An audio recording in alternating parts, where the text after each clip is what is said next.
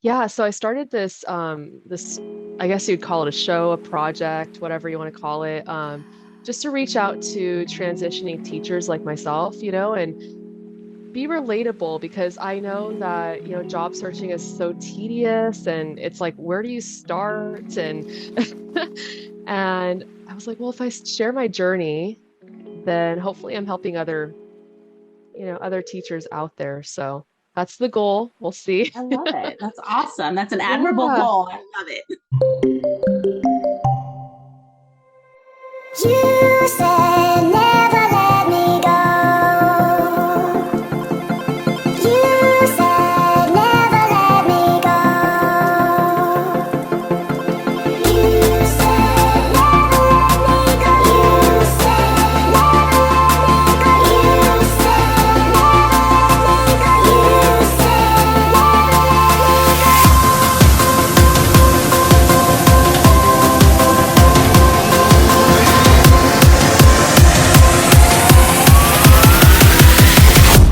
focus.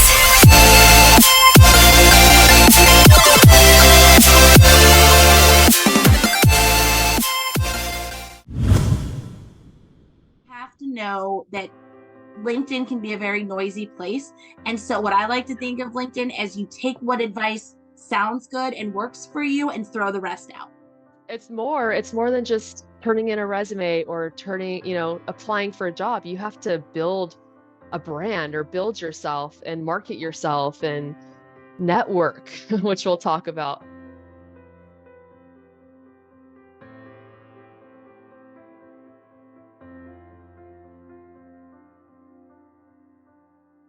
Most of us went into teaching thinking we were going to do it forever. And that's not how most jobs work, right? Yeah. If teachers leave, a lot of times they're guilted, right? They're told, well, aren't you in it for the kids? Don't you care about the Yeah. kids? And Yeah. it's like, no, I care about me more. Like the kids deserve a teacher who's mentally and physically healthy. Well, unfortunately, a lot of school systems, especially in California, I've read that they'll take your credential if you transition out halfway through the year. And so there's a lot of guilt tripping, right? I mean, especially, hey, are you leaving? Don't you care about the kids, right? This is something you hear a lot, but it's like, well, not only are you hearing that, but then you're also hearing, hey, you may be, penalized if you leave the school year halfway through the year. So that's in your head. But Right. like you said, you do it for yourself. You do it because you deserve better and know your worth.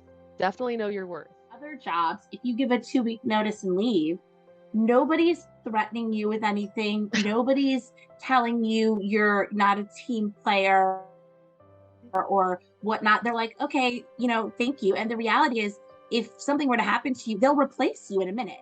I think people feel I'm leaving my team in the lurch, or I'm leaving my admin in the lurch, or, and there's just so much guilt piled up on Right. teachers' shoulders. And it's just so unfair.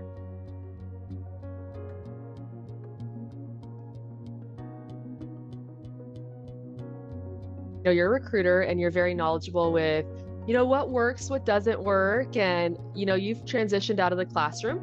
And so I wanted to ask you, how important is it to network, to get yourself out there, and who should transitioning teachers be networking with? So to answer your first question, I think networking is probably, I would say it's the most important thing. It's not for everyone. There are people I know that have gotten jobs a multitude of ways. Yeah. But the way I got my job was I actually was asked to interview for this position, didn't get it. And I kept emailing the recruiter while I was building my brand, and I was having coffee chats, and I was upskilling and things like that. And finally, the third or fourth time I emailed him, he was like, do you want to come work for me as a recruiter? And I was like, huh? And he's like, yeah, I've been seeing all the stuff that you've been posting. I've watched your network grow. Like, I'm really impressed by your motivation and your drive. We want to hire a teacher. We think you'd be great. And I had never even considered recruiting, but it I think networking is key because there are so many people out there applying, especially teachers. Teachers want to get out, right? We're Yeah. hearing about that.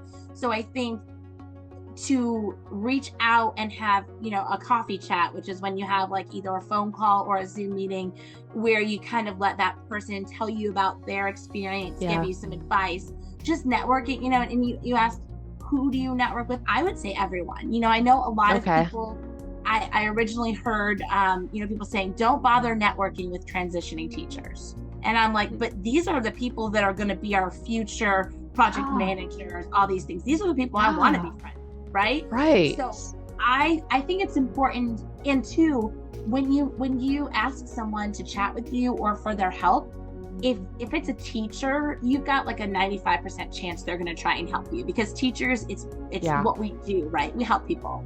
And we do. Teachers who've left, we want to help those people who want to get out. Right. So I would say, message, I would, if there's a role you're interested in or a company you're interested, follow, friend, make connection requests with people in that company or in that role, reach out to them, ask them, hey, do you have 10 minutes? We could just talk about, what you do and any advice you have for me. Or, if that's a little too uncomfortable, I know that can be uncomfortable for people, just liking their comments, engaging in their posts, because what happens is if they see your name pop up over and over again, and then maybe you have a coffee chat, and then maybe at work, somebody says, oh, we're hiring for this. And they're like, that they might put in an internal recommendation for you, which is going to give you a leg above all those other candidates. Oh, I hadn't thought about that. That's a great one. Yeah. So if they see your name pop up, they're like, okay, I kind of know that girl. She's been around, on LinkedIn. She's been trying to get this corporate training job or what have you. Mm-hmm. That's good. And it does seem stalkerish. I've heard so many people say it feels like I'm stalking. But the thing about LinkedIn is that, like, the worst case scenario is they're going to ignore you. They're not going to be mean to you. Nobody's going to call you out. So I think worst case, you get ignored, you move on to the next person. And I think when you talk to them, just ask, everybody wants to be the expert, right? Like everyone wants to help others. So, or be kind of in the spot. So people like to talk about their experiences, share their experiences. So I would always ask them, like, tell me what's a day in your life, or what advice do you have for me? Is there a book you think I should read, or a training I should do, or some upskilling on LinkedIn? Yes, and really use, maybe say, like, who else would you connect with? They can give you other ideas for coffee chats. And I think it's important for teachers to realize that this next job might not be your forever job. It might just be for a couple of years, and that's okay. So they think that, okay, well, this experience is not relevant. We want you to prove yourself outside of teaching, but how do you do that? Like, how do you, everybody wants, you see a lot of job postings, entry level, but then they want, 3 to 5 years experience. That's not entry level. Entry level is. I was talking to Jamie Edwards about this. I'm like, there's no way. Like, if it's entry level, it should just be entry level. Why are we expecting 5 years of experience for an entry level position? It makes no sense. Entry level should be like just out of college, right? Like you've just gotten your whatever or wherever, and you're going into without any experience.